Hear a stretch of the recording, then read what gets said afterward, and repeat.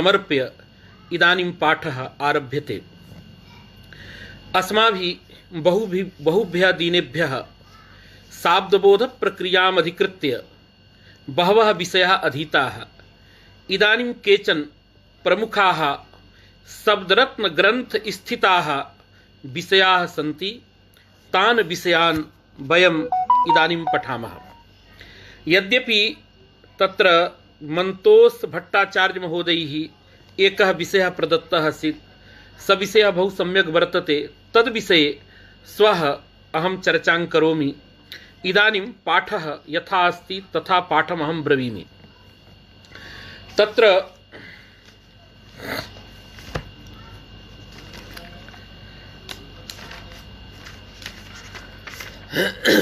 इदानीं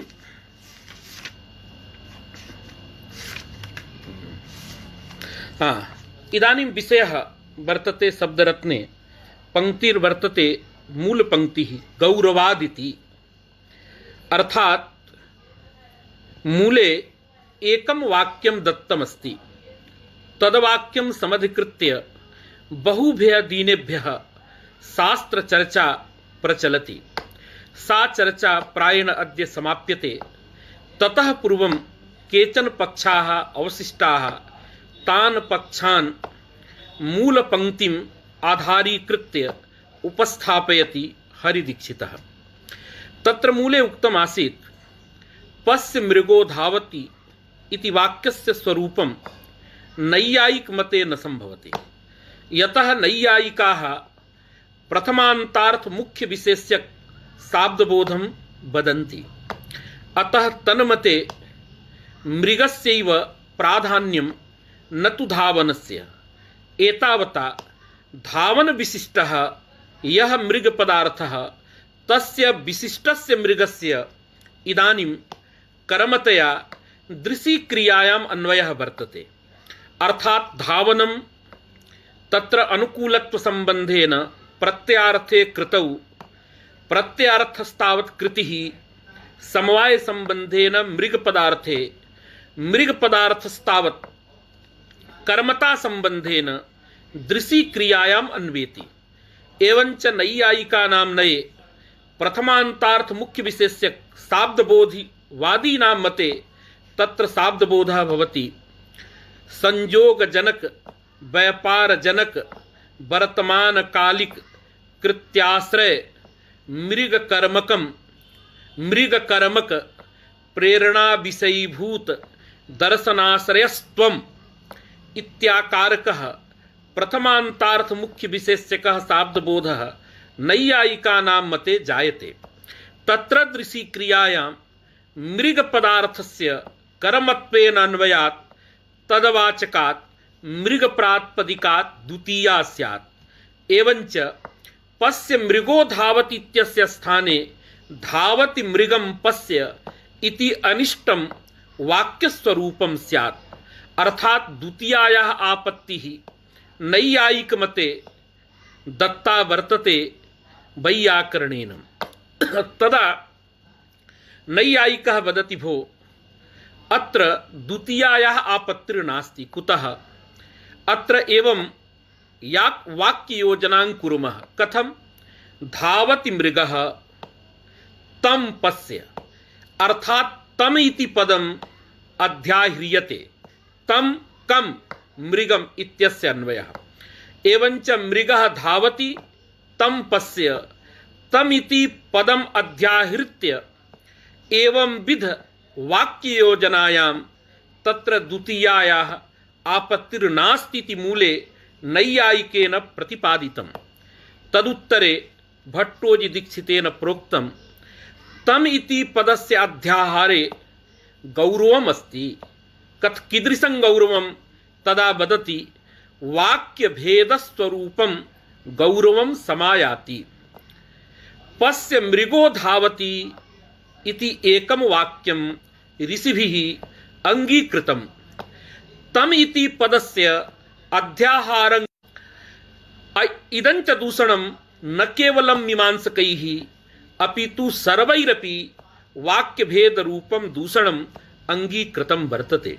एतावता तम इति पदस्य अध्याहारे अत्र वाक्यभेद रूपम गौरवम भवति एतावता नैयायिकमतं न युक्तम अपितु तम इति पदम विनैव तम इति पदस्य अध्याहारं विनैव अस्माभिः एकवाक्यत्वं सम्पाद्यते।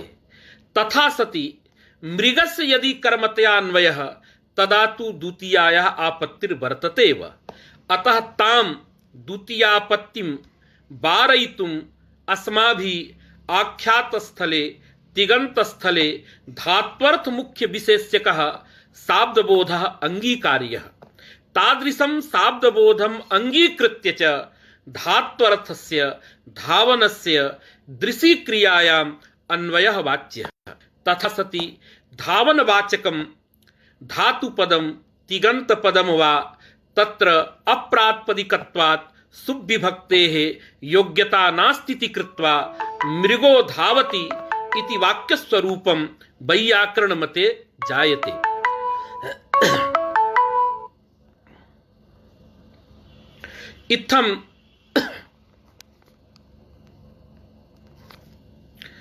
इत्थं वैयाकरणाः वदन्ति। अत्र भवतां कृते किञ्चित् विनिवेदयामि। यावदस्माभिः अधीतम् अत्र बहव्यः टीकाः सन्ति, तथापि अत्र मतत्रयम् अस्माभिः दृष्टम्। मूले उक्तमस्ति मैवम्। मैवम् अर्थात् मा एवं तम इति पदाध्यारं कृत्वा द्वितीयायाः वारणं न युक्तम्। कथम्? अध्याहारे गौरवात् एवं मूले लिखितम्। तस्य समन्वयं कुर्वाणः हरिदीक्षितः इदानीं वदति। किं वदति?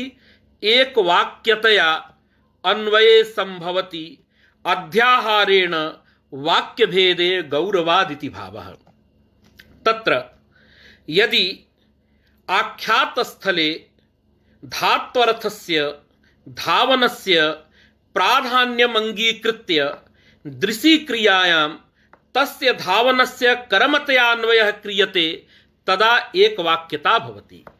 तम इति पदस्य अध्याहारं कृत्वा यदि अन्वयः क्रियते तदा वाक्यभेद रूपं गौरवं समायाति। अतः एकवाक्यतया अन्वय बोध संभवे वाक्यभेदः गौरवाय भवति इति कृत्वा तमिति पदस्य अध्याहारः न युक्तः इति सामान्येन अत्र हरिदीक्षितेन वर्णितम्। किन्तु को अभिप्रायः इति ग्रन्थस्य अत्र अभिप्रायत्रयम् अस्माभिः दृष्टम्। एकः अभिप्रायः सामान्यः अभिप्रायः वर्तते यत् अत्र तम इति पदस्य अध्याहारे वाक्यद्वयम्। एकं वाक्यं भवति मृगः धावति, अर्थात् अस्माद् वाक्यात् बोधः भवति धावनानुकूल वर्तमानकालिक कृत्याश्रयः मृगः। एकं वाक्यं। पुनः तं पश्य, अर्थात् तदर्थकर्मक प्रेरणा विषयीभूत दर्शनाश्रयस्त्वम् इति द्वितीयं वाक्यं। द्वितीयः शाब्दबोधः द्वितीयस्य वाक्यस्य नैयायिकमते जायते एवं भाति। किन्तु अत्र वदन्ति भो तम इति पदस्य अध्याहारेपि एकवाक्यत्वं वर्तते। कथम एकवाक्यत्वं? यथा अर्थैकवाक्यं साकांक्षं चेत विभागे इति मीमांसा शास्त्रे प्रोक्तम्। अर्थात् पृथक पृथक पदानि यदा भवन्ति तदा तत्पदं साकांक्षं, तानि पदानि साकांक्षाणि भवन्ति पृथक प्रयोगे सति। तर्हि तं पश्य इति उच्यमाने तम इति उच्यमाने कम इति जिज्ञासा भवति, आकांक्षा भवति। इत्यस्यां जिज्ञासायां तत्र धावन विशिष्टस्य मृगस्य तत्र अन्वयः भवति। एवंच अत्र एकवाक्यता वर्तते एव। कथम उच्यते एकवाक्यता नास्ति? तदा अत्र एकस्यां टीकायां प्रतिपादितं। यथा भवद्भिः ज्ञायते अपि एकवाक्यता क्वचित पदैक वाक्यता भवति, क्वचित वाक्यैक वाक्यता, क्वचित अर्थैक वाक्यता। अतः अत्र प्रकृते पदैक वाक्यता इष्टा, वाक्यैक वाक्यता वा इष्टा। कुत्र च लाघवं कुत्र च गौरवं तदा उच्यते यदि आख्यात स्थले धात्वर्थस्य प्राधान्यम अंगीक्रियते तदा पदैक वाक्यता भवति। यदि च तमिति पदस्य अध्यारः क्रियते तदा एक वाक्यतायाः भंगः नास्ति, एक वाक्यता जायते, किंतु सा एक वाक्यता पदैक वाक्यता न भवति, अपितु वाक्यैक वाक्यता भवति। एवंच अत्र तमिति पदाध्यारे वाक्यैक वाक्यता स्यादिति गौरवं सर्वथा एक वाक्यता नास्तीति न इति एवं टीकाकाराः वदन्ति। विशिष्य नृसिंहप्रिया टीकाया वर्तते, तस्यां टीकायाम् अयं विषयः प्रतिपादितः वर्तते। एवंच तत्र एकं क्षणं किं भवति,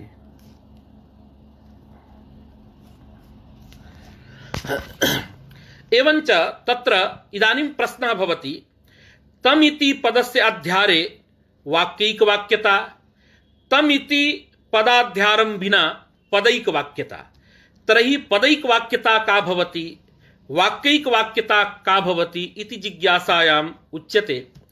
पदैक वाक्यता तत्र भवति यदा एकैकं पदम् एकैकस्मिन् पदे विशेषणतया अन्वेति, अर्थात एकः पदार्थः अपरत्र अन्वेति, अपरः पदार्थः अपरत्र यदा अन्वेति क्रमशः विशेषणता भवति, तत्र पदैक वाक्यता। यथा मनमते तत्र पश्य मृगो धावत् इत्यत्र मनमते मृग पदार्थः धावने विशेषणं, धावन पदार्थः दृशि क्रियायां विशेषणं, तत्र अन्येपि अवान्तर पदार्थाः सन्ति, किन्तु सामान्यतः एवं वक्तुं शक्यते मृग पदार्थः धावन क्रियायां, धावन क्रिया च दृशि क्रियायां क्रमेण विशेषणं भवति। तदा पदैक वाक्यता। यदा खंड वाक्यार्थस्य विशिष्टस्य अन्यत्र क्रियायाम् अन्वयः भवति तदा तु वाक्यैक वाक्यता उच्यते। तर्हि विशिष्टस्य पदार्थस्य अन्वये गौरवं भवति। एतावता यदि पदैक वाक्यता संभवति तदा वाक्यैक वाक्यता न ग्राह्या। एवं प्रकारेण तत्र टीकाकाराः व्याख्यानं कुर्वन्ति। मनमते पश्यतु मृगकर्तृक धावन कर्मकं दर्शनं क्रमशः अन्वयः वर्तते।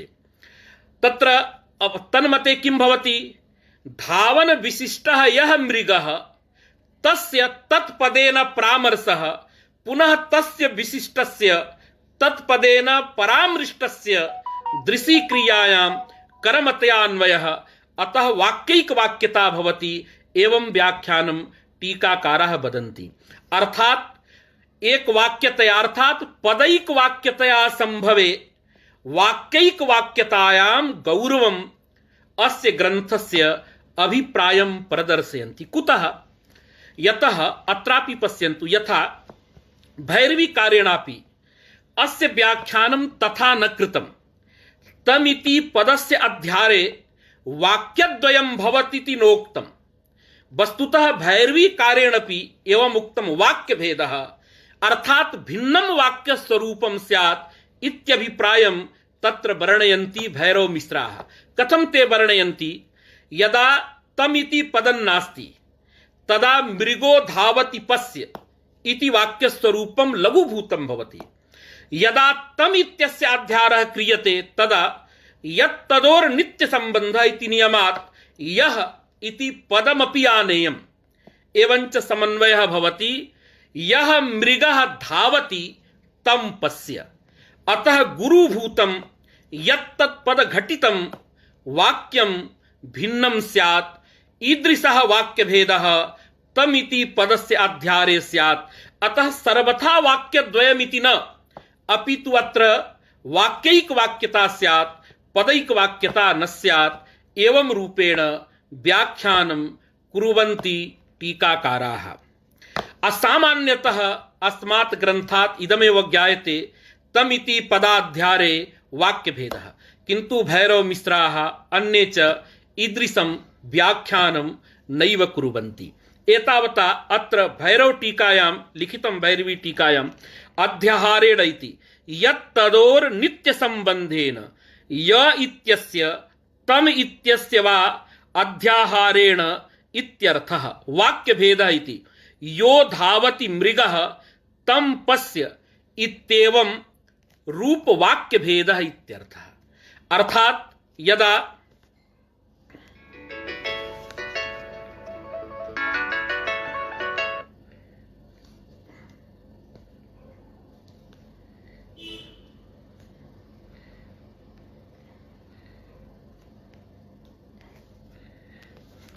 बीच बीच में लोग फोन कर देते हैं, समझते नहीं कितना हो कहिए।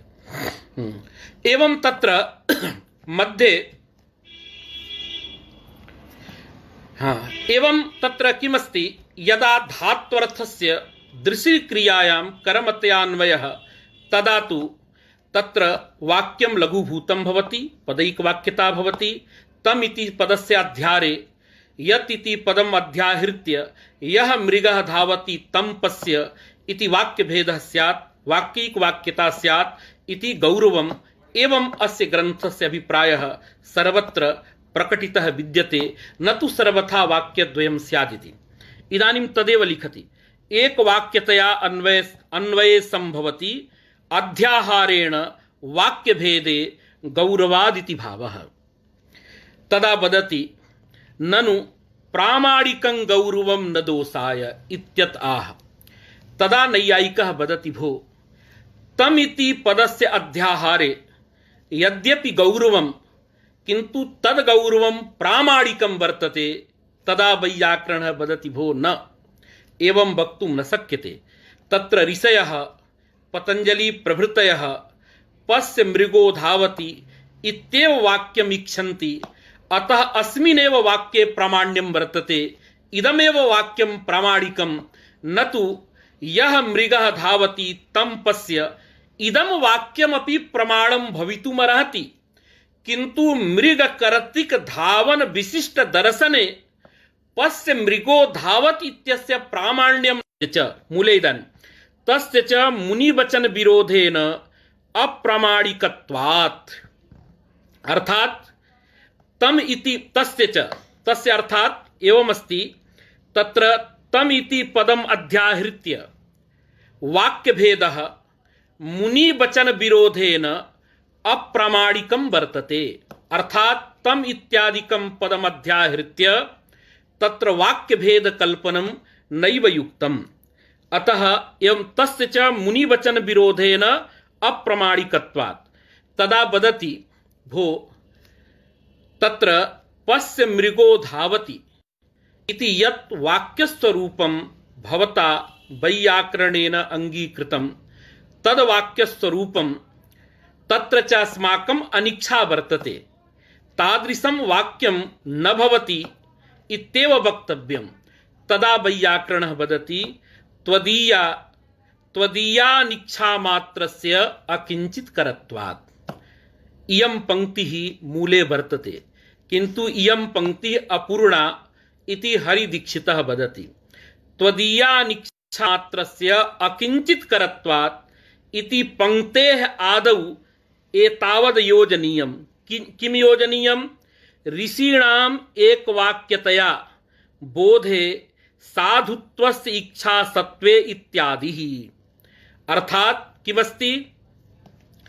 तत्र मुनीनां पश्य मृगो धावति इत्यस्य एकवाक्यतया बोधेच्छा सत्वे त्वदीय अनिच्छा मात्रस्य अकिंचित्करत्वात्।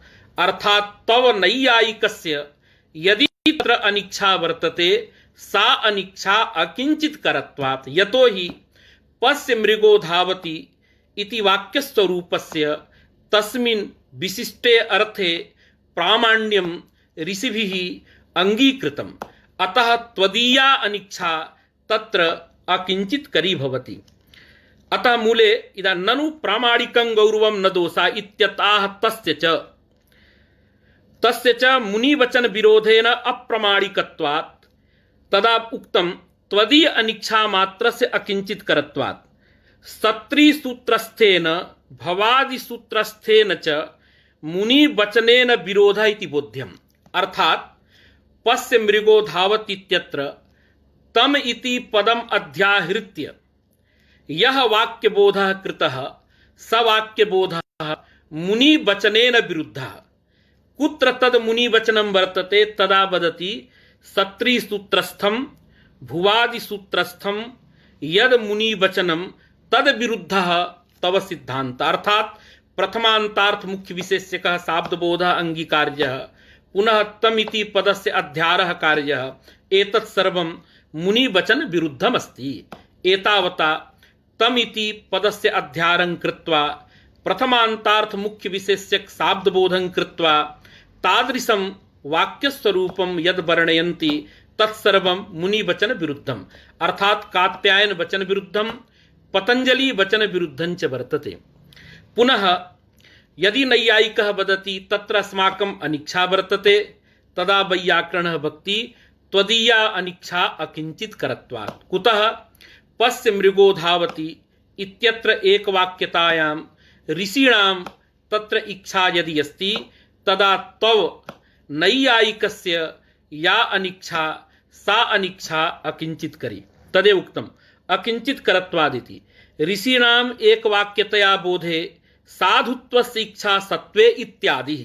अर्थात मूल पंक्ति या वर्तते त्वदीया अनिच्छा मात्रस्य अकिंचित करत्वात् इत्यस्याः पंक्तेः आदौ इदं पदम इदं वाक्यं स्थापनीयं। किम ऋषीणाम् एकवाक्यतया बोधे साधुत्वस्य इच्छा सत्वे त्वदीय अनिच्छा मात्रस्य अकिंचित करत्वात्। अर्थात ऋषीणाम् इत्यस्य अभिप्रायः वर्तते पाणिनेः कात्यायनस्य पतंजलेश्च पश्य मृगो धावत् इत्यत्र एकवाक्यतया बोधे साधुत्वस्य इच्छा सत्वे त्वदीयस्य नैयायिकस्य अनिच्छा मात्रस्य अकिंचित करत्वम्। अपि च अत्र अग्रे इदानीं कश्चन विशिष्टः विषयः वर्तते। पुनः मूले एका शंका कृता आसीत् भो पश्य मृगो धावत् इत्यत्र द्वितीया भवति तदा चिंता नास्ति। कुतः मृगपदात् द्वितीया क्रियताम् एवंच मृगमिति जातम्। मृगम इत्यस्य द्वितीयान्तस्य धावत् इत्यनेन साकम् इदानीं सामानाधिकरण्यम्। अतः अप्रथमा सामानाधिकरण्यं तत्र वर्तते। यदा अप्रथमान्तस्य सामानाधिकरण्यं तदा लटः स्थाने नित्यमेव सत्री प्रत्ययः एवंच सत्री प्रत्यय कृते धावन्तं मृगं पश्य एवं वाक्य स्वरूपं भवति। इदंच वाक्यं साधु एतावता तृच्यते। अपि च एवमस्ति यत्र वर्तमान कालः बोधनीयः पश्य मृगो धावत् इत्यत्र तत्र तु मृगपदात् द्वितीयायां कृतायां सत्री प्रत्ययः वक्तुं शक्यते। किंतु यत्र भूतकालः यथा एकम् उदाहरणं भाष्योक्तम् उदाहरणं वर्तते अपाक्षित देवदत्तो अवेहि इत्यादौ सत्रादेः प्रसंग एव नास्ति। पश्यतु अत्र अपाक्षित देवदत्तः अवेहि अपाक्षित इत्यत्र भूतकालः देवदत्तः इति प्रथमान्तम् अवेहि इति लोडन्तम्।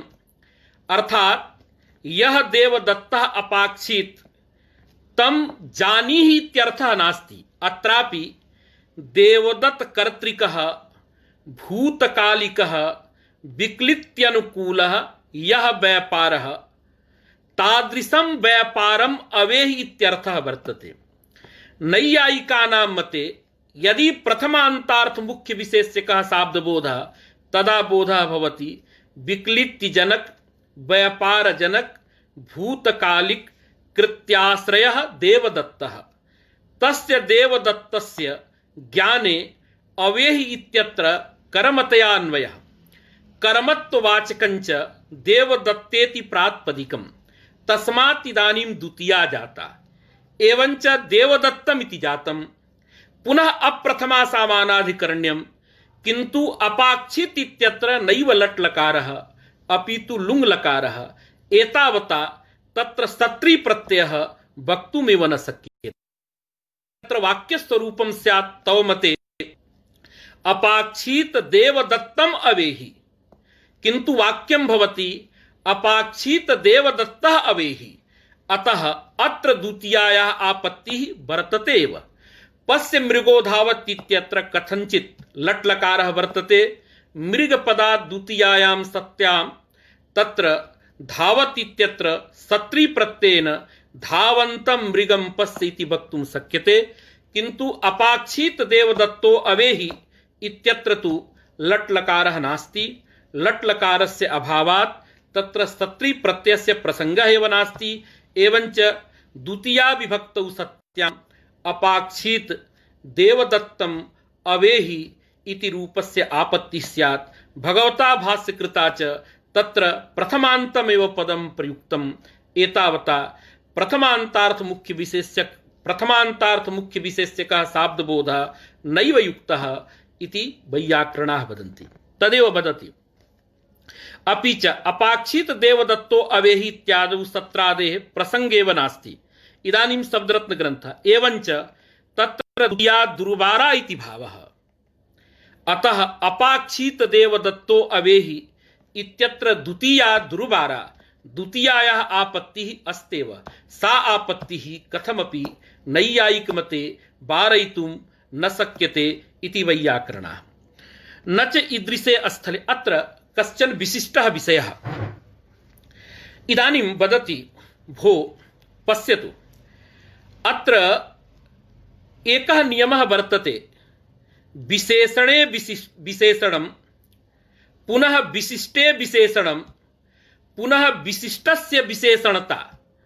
अयं क्रमः शास्त्रे अस्माभिः दृश्यते।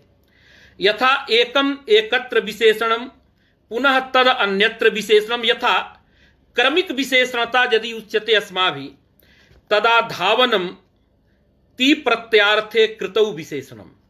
ति प्रत्यार्थः कृतिः प्रथमान्तार्थे मृगे विशेषणं, प्रथमान्तार्थः मृग पदार्थः दृशि क्रियायां विशेषणम्।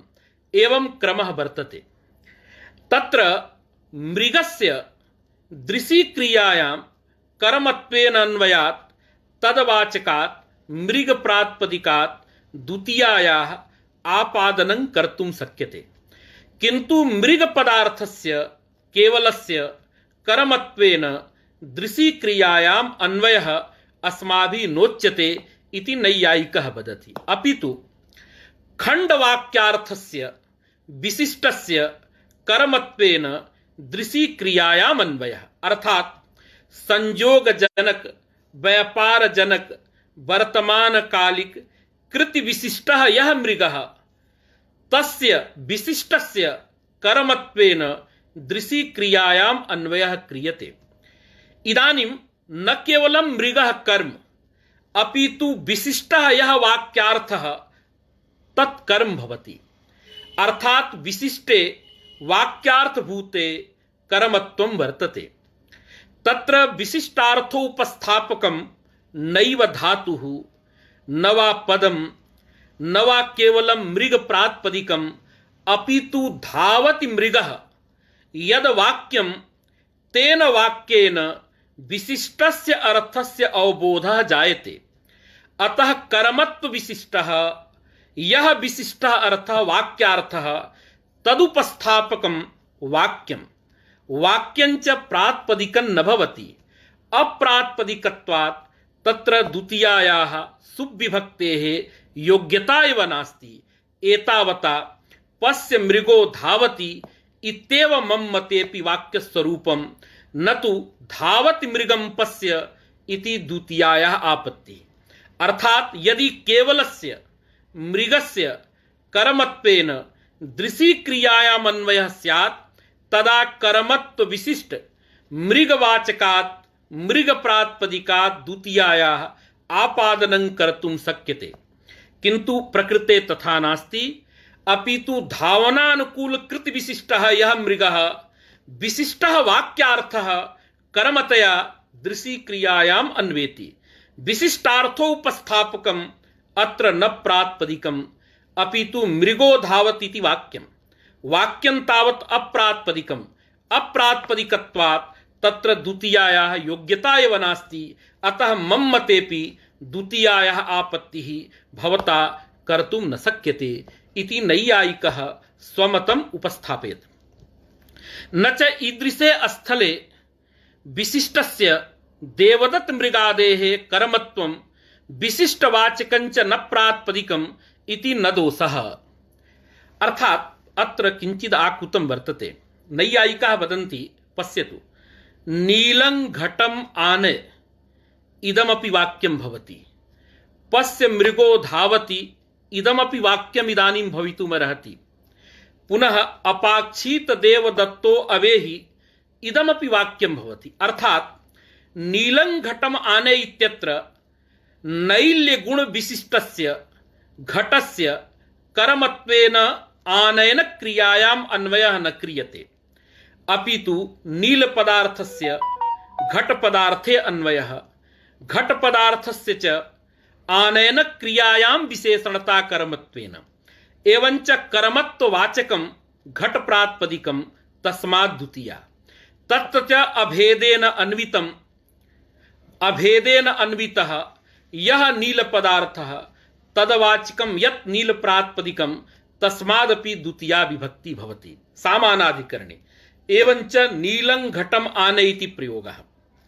प्रकृतेपि पश्य मृगो धावति इत्यत्र यदि धावनं मृगे अन्वेति, केवलं मृगः तत्र दृशी क्रियायाम् अन्वेति, तदा अत्र द्वितीया वक्तुं शक्यते।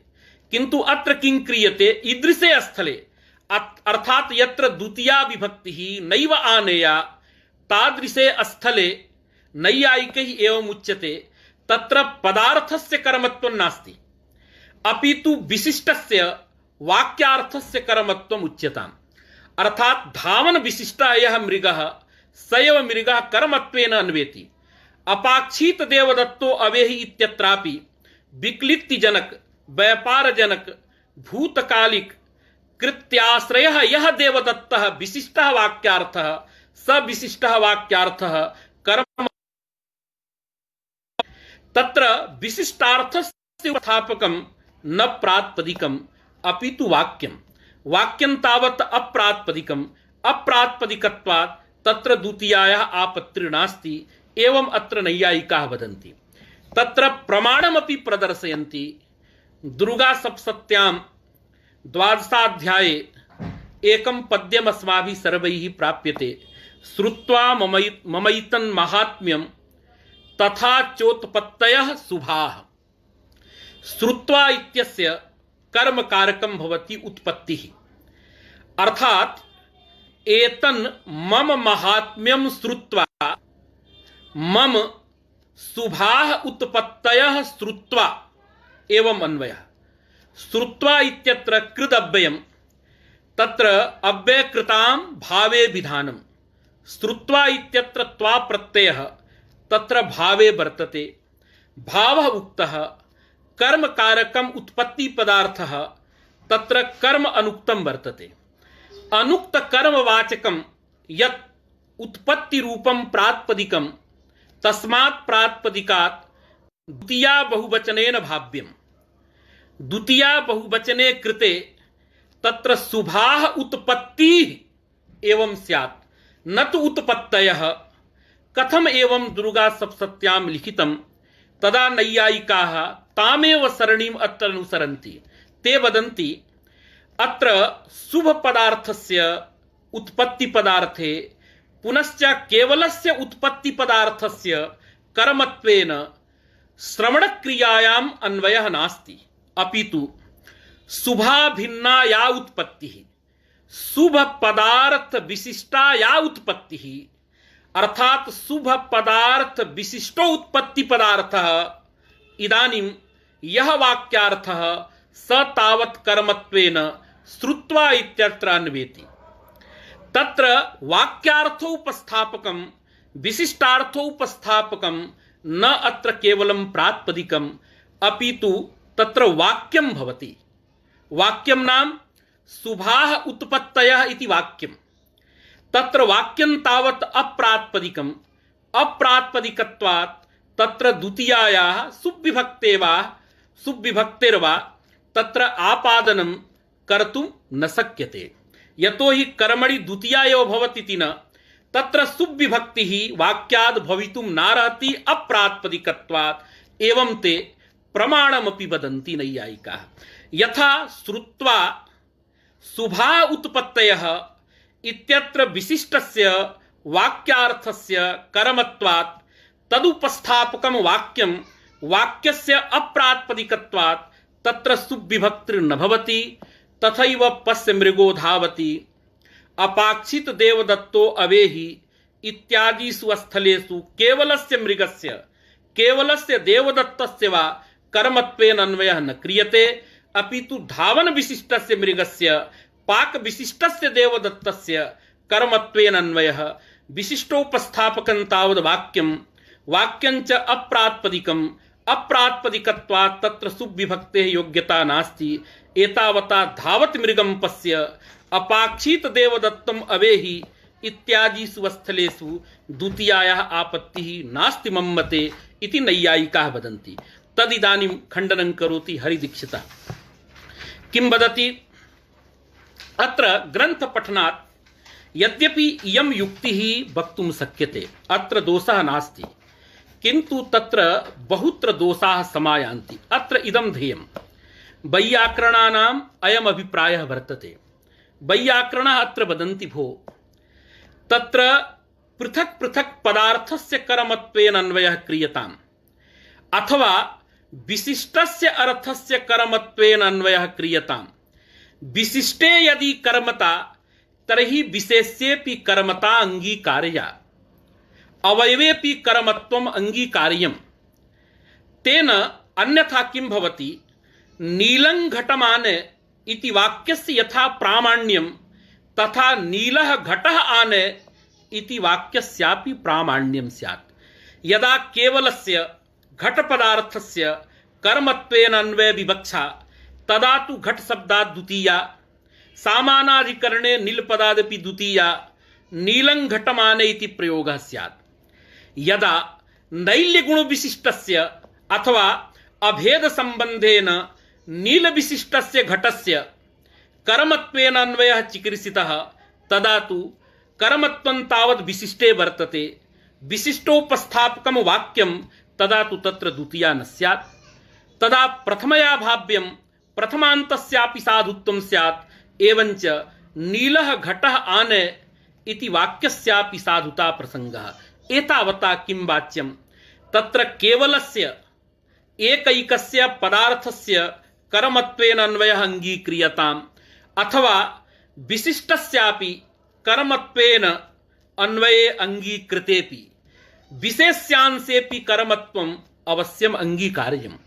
एवञ्च विशेष्यवाचकात् द्वितीया भवद्देव। तत्सामानाधिकरणं यत्पदं तस्मादपि द्वितीया तृतीयादि विभक्तिः अवश्यं वाच्या।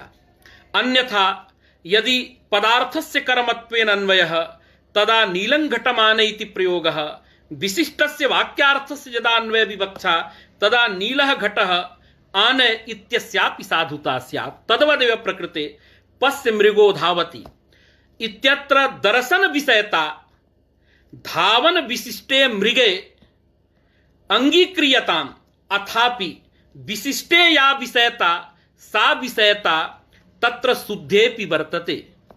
विशिष्टस्य शुद्धा अनतिरेकात् विशिष्टं शुद्धा नात्रिच्यते इति नैयायिकानां कश्चन न्यायः वर्तते।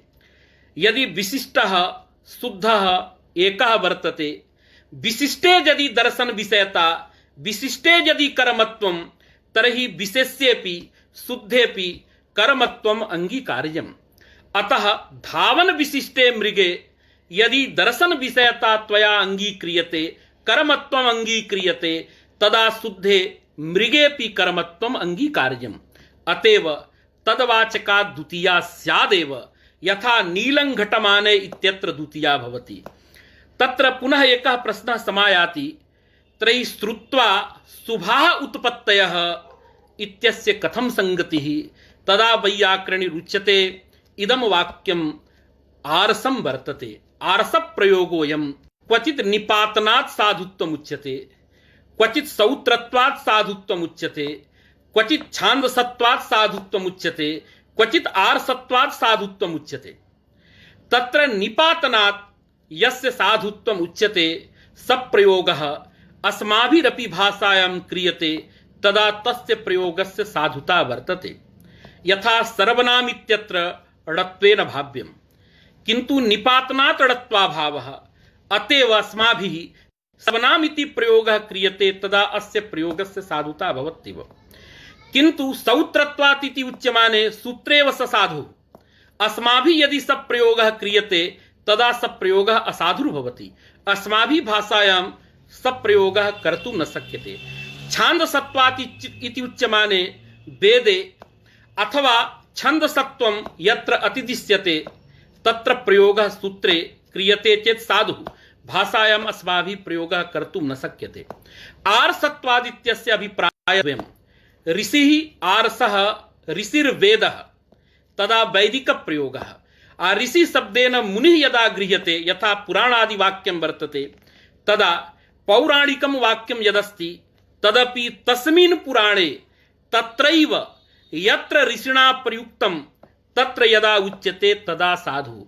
अन्यत्र क्वचित् अस्माभिः प्रयोगः क्रियते, तस्य प्रयोगस्य साधुता नास्ति।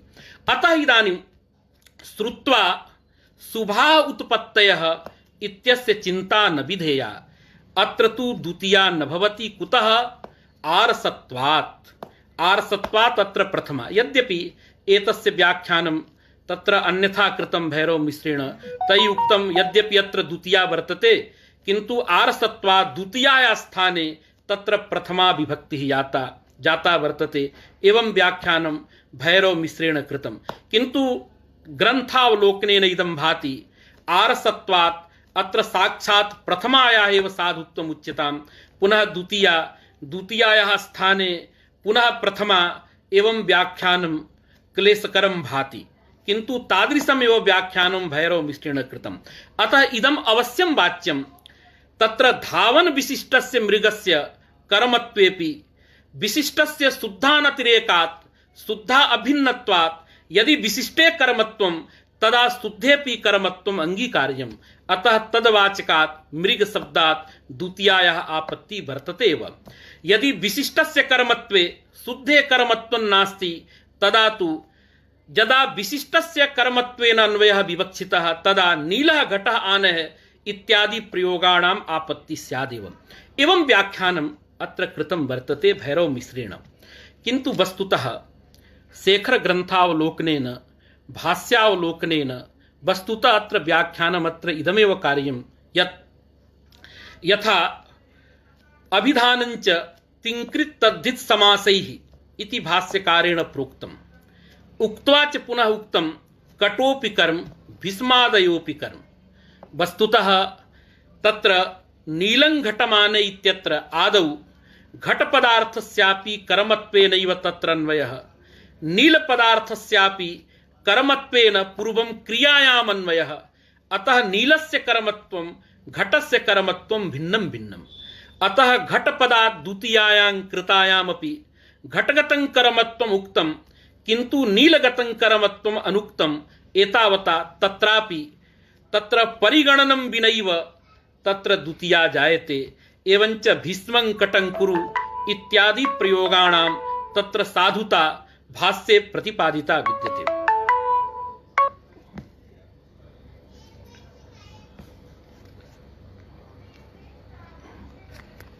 बीच बीच में लोग फोन कर देते हैं। एवं तत्र साधुता वर्तते। अतः वस्तुतः विशिष्टस्य कर्मत्वं भाष्यकारः तस्मिन् पक्षे नाङ्गीकरोति। किन्तु यदि विशिष्टस्यापि कर्मत्वम् उच्यते तथापि इदमत्र अवश्यं वाच्यं, विशिष्टं शुद्धा नात्रिच्यते इति नियमात् विशिष्टे कर्मत्वं चेत् शुद्धेपि मृगे देवदत्ते कर्मत्वम् अंगीकार्यम्। तथा च द्वितीयायाः आपत्ति वर्तते। इदं व्याख्यानं तत्र भैरवमिश्रेण कृतं। पुनः एकं वाक्यं दत्तं, राज्ञः दण्डधरं पुरुषं पश्य, इदं वाक्यं वर्तते। पश्यतु, अस्मिन् वाक्ये राज विशिष्ट दण्डधर विशिष्ट पुरुषः कर्मत्वेन यदा अन्वेति तदा विशेषे द्वितीया दण्डधरे द्वितीया तथा राज्ञः इत्यत्रापि द्वितीया कथं न भवति इति प्रश्नः समायाति। यतो हि विशिष्टे दर्शन विषयता यदि वर्तते तदा सा विषयता तत्र राजनि अपि वर्तते। तदा अत्र सर्वत्र वाच्यं तत्र शुद्धे या विभक्तिः सा विभक्तिः विशेषणे वाच्या, किंतु कस्मिन् विशेषणे यद विशेषणम् अभेदेन सामानाधिकरणेन अन्वितं भवति। प्रकृते तत्र राज्ञः दण्डधरं पुरुषं पश्य इत्यत्र दृशि क्रियायां विशिष्टस्य विषयतायां सत्यामपि तत्र यः शुद्धः पुरुषः तत्र अभेदेन सामानाधिकरणेन अन्वितं विशेषणं तत्र दण्डधरं न तु राज्ञः। अत्र भेदेन अन्वितं यद् विशेषणं तत्र तादृशी विभक्ति न जायते, अपि तु संबंधे षष्ठी एव भवति। एवं प्रकारेण व्याख्यानं भैरवमिश्रेण कृतं, यद् व्याख्यानम् अत्यन्तमेव समीचीनम्। अतएव क्वचित् क्वचित् वाक्यं मिलति, पश्य लक्ष्मण पंपायां बकः परम धार्मिकः। तत्र संपूर्णं वाक्यं यथा श्रुतं मया, पश्य लक्ष्मण पंपायां बकः परम धार्मिकः शनै शनै पदं धत्ते जीवानाम् अभिशंकया। एवं रामेण प्रोक्तं। तदा कश्चन जलाद आगत्य बकः वदति, तत्र मत्स्यः वदति, बकः किं वर्ण्यते राम, येनाहं निष्कुलीकृतः, सहवासी एव जानाति चरित्रं सहवासिनां, यः येन साकं वसति तिष्ठति स एव तस्य चरित्रं जानाति, अन्यः कोऽपि तस्य चरित्रं सम्यग् अवगन्तुं नार्हति। अस्तु, अत्र इदमेव वाच्यम्, इदं पद्यं नैव साधु। कुतः? पश्य लक्ष्मण पंपायां बकः परम धार्मिकः।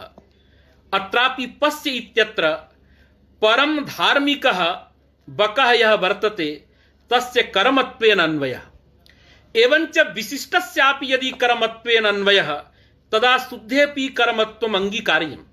एवञ्च इदं वाक्यं स्यात्, पश्य लक्ष्मण पंपायां बकं परम धार्मिकम्, न तु प्रथमान्तस्य प्रयोगस्य साधुता एवं सर्वत्र टीकायां प्रतिपादितं वर्तते।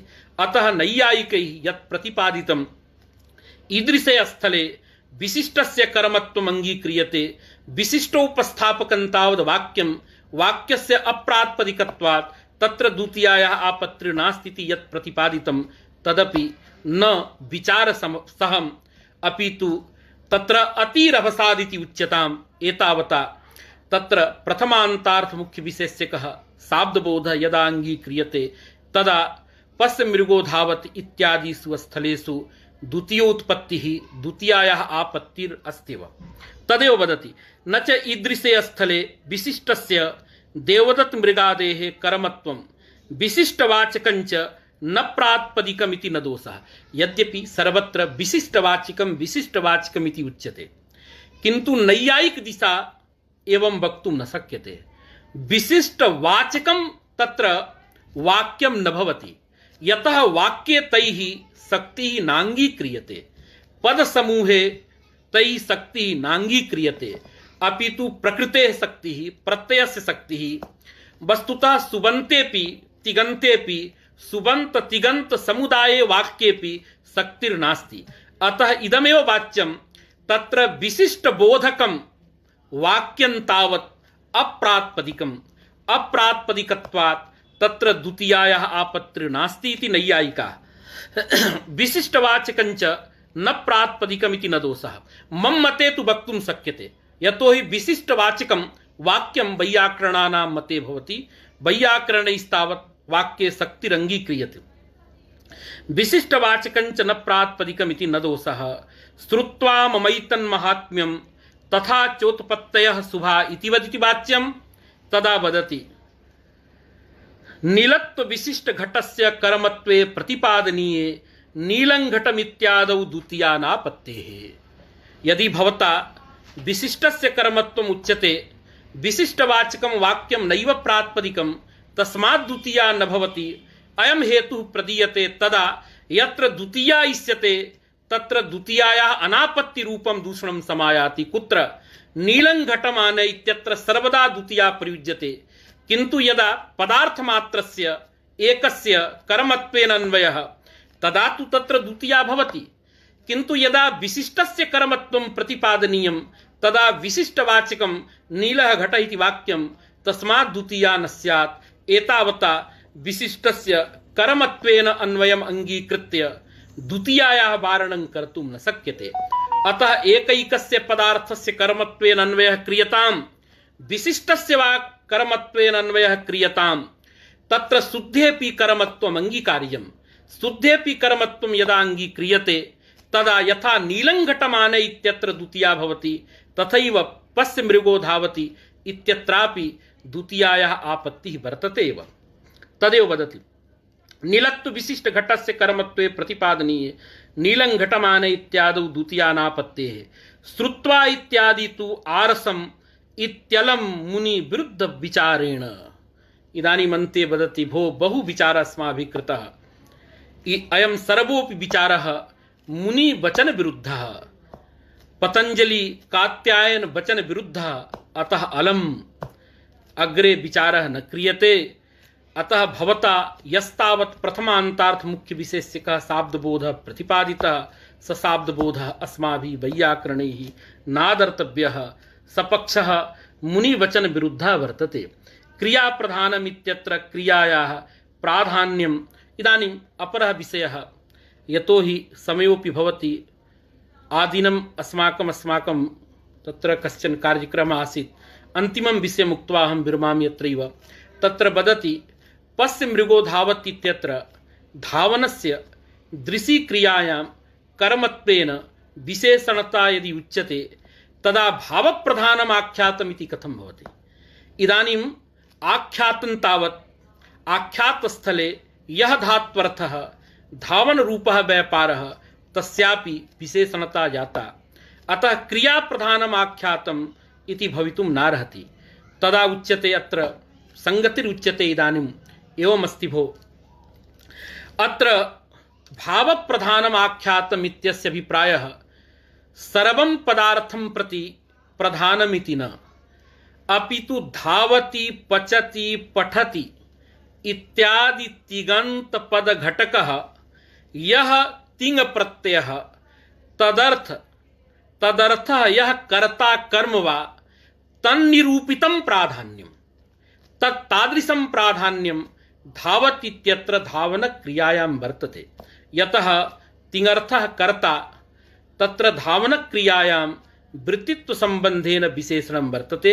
यद्यपि धावनम् अन्यां दृशि क्रियां प्रति विशेषणमस्ति तेन चिंता नास्ति। यतः क्रिया प्रधानम् इत्यस्य अभिप्रायः वर्तते क्रियोपस्थापकं यत् तिङन्तं पदं तद घटकः यः तिङ प्रत्ययः तदर्थः यः कर्ता कर्म वा तन्निरूपितं धात्वर्थ क्रियायां प्राधान्यं तादृशं प्राधान्यं दृशि क्रियायां कर्मत्वेन अन्वयेपि धावन क्रियायां वर्तते एव।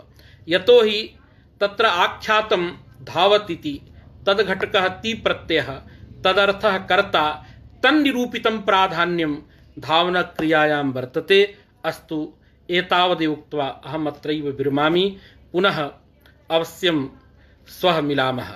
अद्य द्वितीयायाम् अवश्यमेव पाठः कर्तव्यः इति कश्चन कल्पः वर्तते। अतएव मया अद्य किञ्चित् चिन्तनं मननम् अध्यापनं कृतम्। अस्तु, सर्वेषां धन्यवादः।